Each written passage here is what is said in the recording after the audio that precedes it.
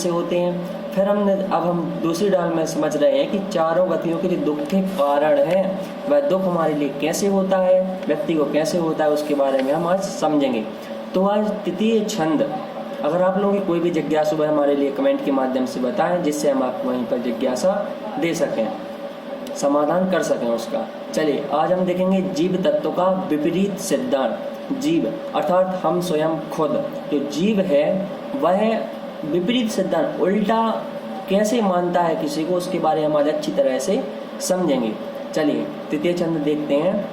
पुद्गल नव धर्म अधर्म काले नित्य न्यारी है जीव चाल, ताको न जान विपरीत मान, करी करी देह में निज पिछान। अब देखते हैं यहाँ पर कि हमने देखा था जीव तत्वों का स्वरूप, जीव आदि प्रयोजन, पिछले छंद से लेते हैं। तो तत्व कितने होते हैं? 7 प्रकार के होते हैं। जीव, अजीव, आश्रव, बंध, संवर, निर्जरा और मोक्ष। इस प्रकार से 7 तत्व होते हैं। तो यहाँ पर पुद्गल नव धर्म अधर्म काल, तो जो पुद्गल है जीव तत्व के बाद जीव, अजीव, आश्रव, बंध, संवर, निर्जरा, मोक्ष, ये 7 तत्व हो गए थे। अब 6 होती हैं क्या? द्रव्य। कौन कौन सी? जीव, पुद्गल, धर्म, अधर्म, आकाश, काल। तो इस संसार में हमको छोड़कर अर्थात जीव को छोड़कर, जिसमें ज्ञान दर्शन चेतना पाई जाती है, उसको छोड़कर आप सभी के लिए जो जो भी दिखता है अपनी आंखों से, चाहे गेट हो, चाहे बुक हो, कुछ भी चीज हो, वह सब क्या है? पुद्गल है। अर्थात ना तो वह जानता है ना ही देख सकता है। हम देख सकते हैं, अगर यह एग्जाम्पल के तौर पर हम देख सकते हैं कि यह डिब्बी भी है तो यह क्या है? पुद्गल है। यह अंगूठी भी है तो यह भी क्या? पुद्गल है। कपड़े भी पुद्गल है। लेकिन जो हमारा जीव है वह क्या है? वह जीव, वही केवल ज्ञान दर्शन जान सकता है। तो हम देखेंगे यहाँ पर पुद्गल नव धर्म अधर्म काल। तो पुद्गल अर्थात पुद्गल, नव मतलब आकाश, धर्म मतलब धर्म, अधर्म और काल, इन ते अर्थात इनसे क्या? जीव चाल, जीव का स्वभाव या परिणाम, न्यारी अर्थात भिन्न है, मतलब है। जो जीव तत्व है उसका पुद्गल, आकाश, धर्म, अधर्म और काल, इनसे क्या? विपरीत सिद्धांत है। अर्थात इसका इससे कोई मतलब नहीं है। यह पूरा का पूरा भिन्न है अर्थात अलग है। किंतु मिथ्या दृष्टि, जीव मिथ्या दर्शन के प्रभाव से, वह एक तो हो गई कि जीव तत्व हम है, और क्या? पुद्गल नव धर्म अधर्म आकाश, पुद्गल नव धर्म अधर्म और काल, यह क्या है? जीव की जो चाल है इनसे क्या है? भिन्न है अर्थात अलग है। लेकिन फिर भी जो मिथ्या दृष्टि जीव है वह मिथ्या दर्शन के प्रभाव विपरीत सिद्धांत से क्या करता है? ताको अर्थात उसमें आत्म स्वभाव को, अपनी आत्मा के स्वरूप को, ना अर्थात नहीं, जान मतलब जानकर, विपरीत अर्थात उल्टा, मानकर देह में, शरीर में, निज अर्थात खुद की आत्मा, पहचान करें अर्थात करता है। जब हमारे लिए ऊपर बता दिया कि जो यह जीव है वह भिन्न है, अलग है, आत्मा अलग है, जीव शरीर अलग है, फिर भी ताको न जान विपरीत मान, उसको जान कर भी क्या? विपरीत मान, उसका उल्टा सिद्धांत करता है। करी देह में निज पहचान, इसलिए हमारे लिए क्या? देह अर्थात शरीर में आत्मा की पहचान करना चाहिए, अर्थात वह उल्टी पहचान करता है। वह कहता है शरीर और आत्मा क्या है? एक ही है। लेकिन नहीं, मिथ्या दृष्टि यही कहेगा। लेकिन हम क्या कहते हैं? शरीर और आत्मा अलग अलग है। क्योंकि अगर शरीर आत्मा एक ही है तो जीव का जब मरण होता है तो उससे वह आत्मा क्यों निकलती है? जो उसका ज्ञान दर्शन है वह क्यों नहीं रहता? क्योंकि जीव का मरण हो गया, ठीक है, हम मान लेते हैं। लेकिन जब वह मर जाता है तो उसमें ज्ञान देखने अर्थात जानने और देखने की शक्ति क्यों नहीं होती? अर्थात हम ऐसे यह लगा सकते हैं कि जो हमारी आत्मा है और जीव है अर्थात शरीर है वह क्या है? अलग अलग है। एक बार अर्थ को देख लें, फिर और अच्छे से हम इसके लिए क्लियर कर देंगे। यहाँ पर दिया गया है इस आत्मा का स्वरूप, स्वभाव, पुद्गल, आकाश, धर्म, अधर्म और काल, इन 5 द्रव्यों से क्या है? भिन्न है अर्थात अलग है। क्योंकि ये 5 द्रव्य क्या है? अजीव हैं, यह जीव नहीं है। अज्ञानी जीव इस बात को नहीं जानता और इससे विपरीत या उल्टा मानकर शरीर को ही आत्मा समझता है। अज्ञानी जीव कैसा? मिथ्या दृष्टि। कल हमने जाना था मिथ्या दृष्टि के बारे में। जो मिथ्या दृष्टि है वह इन सबको क्या, वह भी जीव मानता है और क्या उनसे क्या विपरीत सिद्धांत करता है और शरीर को ही आत्मा समझ बैठता है। इसलिए वह क्या करता है, इस संसार में अच्छी तरह से क्या भटकता रहता है, वह उस मोक्ष रूपी महल मार्ग को नहीं पा पाता है। इस प्रकार से हमने जीव तत्व का विपरीत अर्थात उल्टा सिद्धांत समझा कि जो जीव है वह शरीर और आत्मा को एक ही मानता है, इसलिए वह विपरीत सिद्धांत, उसकी धारणा गलत है, क्योंकि यह दोनों की दोनों अलग अलग हैं।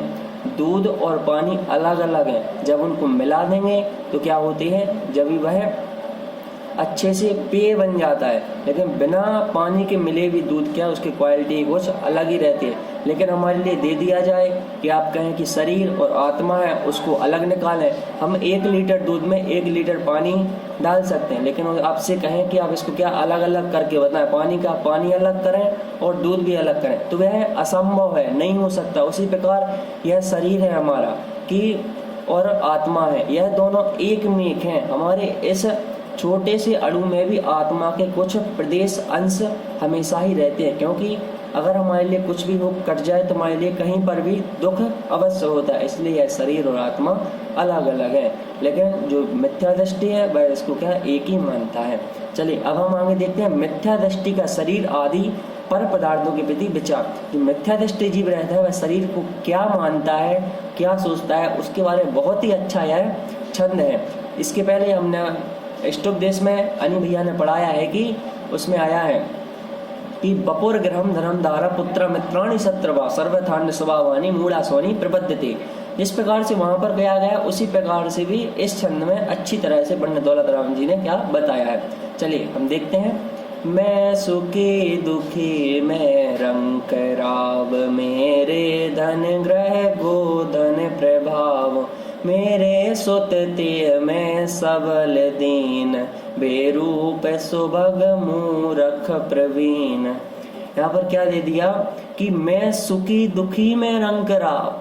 जो मिथ्या दृष्टि जीव वह क्या सोचता है, मिथ्या दृष्टि जीव मिथ्या दर्शन से प्रभाव से मानता है कि मैं अर्थात स्वयं क्या सुखी सुख, दुखी दुख, रंक अर्थात गरीब, राव अर्थात राजा हूँ, मेरे धन ग्रह गोधन प्रभाव, मेरे अर्थात खुद के स्वयं के धन रुपया पैसा आदि, ग्रह मकान आदि, गोधन गाय भैंस आदि, प्रभाव अर्थात बड़प्पन उसका क्या है वह सब अपने को मानता है। और आगे देखे मेरे सुत ते में सबल दीन, मेरे अर्थात सुत संतान आदि, ते स्त्री आदि, मैं सबल अर्थात बलवान, दीन अर्थात निर्बल, बेरूप अर्थात कुरूप, सुभग सुंदर, मूर्ख मूर्ख, प्रवीण अर्थात चतुर हूँ। अब देखिए मिथ्या दृष्टि क्या मानता है कि मैं सुखी हूँ, मैं दुखी हूँ, मैं गरीब भी हूँ, मैं अमीर भी हूँ, मेरे पास धन है, ग्रह है, मकान है, जायदाद है, संतान है, स्त्री है, और बेरूप अर्थात कुरूप भी हूँ, सुभग सुंदर भी हूँ, मूर्ख भी हूँ, और प्रवीण अर्थात ज्ञानवान चतुर भी हूँ। ऐसा जो व्यक्ति इस प्रकार से संसार मानता है वह सच में ही क्या बरम पर्वत दुर्गेशु बरम पर्वत दुर्गेशु भ्रांतमंच रईसः न मूर्ख जन संपर्क तड़म न साधन न पीस्वः। अर्थात वहां पर बताया गया है कि जो यह जीव है वह क्या उस पर्वत के तिनके के समान पशु है, वह क्या केवल खाता ही आ रहा है, उस तिनके को खा के जीव रहते हुए ही, मनुष्य रहते हुए भी उस घास के तिनके को क्या अर्थात चबा रहा है, उसके लिए खा रहा है। लेकिन जो मिथ्या दृष्टि जीव है वह क्या कर रहा है, वह अपने आप को सुखी भी मानता है, दुखी भी मानता है। लेकिन हमने वहां पर सबसे शुरू में क्या देखा था कि प्रथम ढाल में हमने अच्छी तरह से समझा था, जो हमारा छंद था कि इस प्रकार से जो संसार है कि एक श्वास में वहां पर दिया गया था, निगोदिया के बारे में हमने अच्छे से सुना था। लेकिन जो जीव है जेते उवन में जीवन सुख चाहे दुख ते वह मन, सभी जीव क्या सुख चाहते हैं लेकिन क्या दुख से भयभीत है। किसी भी जीव को ऐसा तो नहीं है संसार में कि उसको सुख नहीं चाहिए हो, लेकिन उसके लिए दुख हमेशा ही आता रहता है, चाहे वो किसी भी प्रकार से आए, क्योंकि एक समस्या खत्म नहीं होती दूसरी समस्या अपने आप ही हमारे लिए खड़ी हो जाती है। तो इस प्रकार जो संसारी जीव है वह अपने आप को क्या सब कुछ मान रहा है कि यह घोड़े भी मेरे हैं, मकान भी मेरा है, पैसे भी मेरे हैं, स्वत अर्थात क्या संतान भी मेरी है, तिये अर्थात स्त्री भी मेरी है, उनसे क्या लगाव रखता है, राग द्वेष आदि करता है, उससे मोह करता है। लेकिन पंडित दौलत राम जी कहते हैं यह सब कुछ नहीं है, हमारा शरीर है वह सुंदर नहीं है, क्योंकि हमारे अंदर नवमल द्वार आदि क्या बहते रहते हैं। हमारा जो है शरीर है खून पीप और हड्डियों से मिलकर बना हुआ है। इसको जब हमारा शरीर क्या हो जाता है, मरण को प्राप्त हो जाता है, तो उसके बाद भी जिस प्रकार से अभी हमारे शरीर से खुशबू आती है जो सोचता है, तो उसके बाद क्यों खुशबू नहीं आती, क्योंकि हमारा शरीर क्या लुप्त हो जाता है और वह एक मिट्टी की तरह है। क्योंकि आचार्य ने बताया कि जब आत्मा शरीर से निकल जाती है, मरण को प्राप्त हो जाता है, तो वह किस प्रकार से बसता है, एक मिट्टी के समान बसता है और वह बॉडी क्या होने लगती है, हमारे लिए दुर्गंध आने लगती है। इस प्रकार से शरीर भी हमारा सुंदर नहीं है, हमारे लिए शरीर को सजाना धोना नहीं है, जैसे हैं वैसे ही अच्छे रहें। मेरे स्त्री वगैरह पुत्र वगैरह माता पिता वगैरह सब भिन्न हैं, हम इस संसार में अकेले आए थे, अकेले ही जाएंगे। लेकिन मिथ्या दृष्टि जो जीव है वह क्या इन शरीर से सब कुछ से गृह गृहस्थी आदि से क्या लगाव रखता है, लेकिन यह सब कुछ हमारे नहीं है। हमारे लिए क्या इसको धीरे धीरे करके, अचानक से तो हम कुछ नहीं छोड़ सकते, लेकिन धीरे धीरे करके हमारे लिए भी इन सबसे क्या विरक्त होना है, अगर मोक्ष महल मार्ग को पाना है। नहीं तो हम अनंत बार नरक भी गए, अनंत बार स्वर्ग भी गए, 9वें ग्रेवियक तक भी गए, अनंत बार मनुष्य बने, अनंत बार तिरंच बने, लेकिन हम कहाँ नहीं पहुँच पाए, उन मोक्ष मार्ग में नहीं पहुँच पाए, क्योंकि 9वें ग्रेवियक तक भी हमने क्या किया, राग द्वेष आदि किया।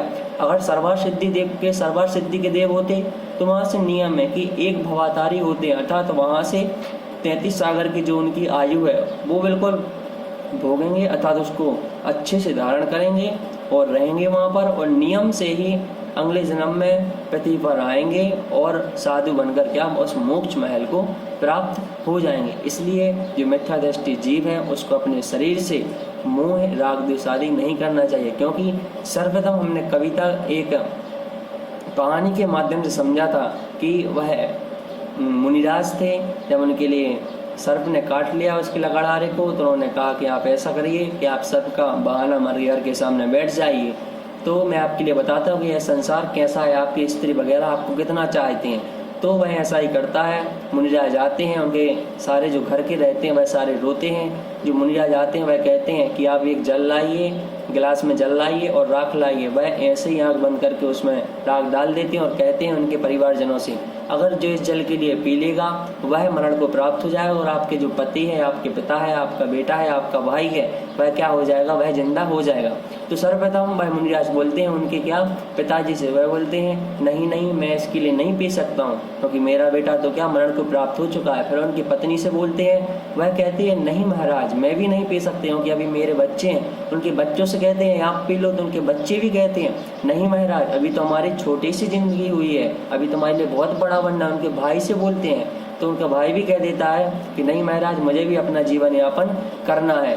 वह व्यक्ति अचानक से उठ जाता है, वह बोलता है महाराज आपने सही कहा था कि यह संसार क्या राग द्वेष है, और वह महाराज के साथ कहाँ पर चला जाता है, उस जंगल में चला जाता है और आराम से दीक्षा ग्रहण करके अपना कल्याण करता है। तो हमें बस यही समझना है कि हमें मिथ्या दृष्टि नहीं बनना है, हमें अपने शरीर से ग्रह मकान आदि से, गाय भैंस घोड़ा आदि इत्यादि समझ लिए कोई लगाव नहीं रखना है, क्योंकि चक्रवर्ती रहता है उसके करोड़ों घोड़े हाथी रहते हैं, 96,000 रानियां रहती हैं, अपार 6 खंडों का राजा होता है वह, 5 मिनट का और एक अपना आर्यखंड का, लेकिन उसके लिए कोई भी क्या नहीं होता है, घमंड नहीं रहता है, कोई भी किसी से लगाव नहीं रहता है। जब वह उस पर्वत पर अपने नाम लिखने जाते हैं चक्रवर्ती, क्योंकि हर चक्रवर्ती अपने पर्वत पर अपना अपना नाम लिखते हैं, तो इतने चक्रवर्ती हो चुके कि उस पर्वत पर उसके लिए नाम लिखने के लिए भी क्या एक थोड़ी सी जगह भी नहीं मिलती है। तो उनका वहाँ पर भी घमंड चकनाचूर हो जाता है कि हमसे भी कितने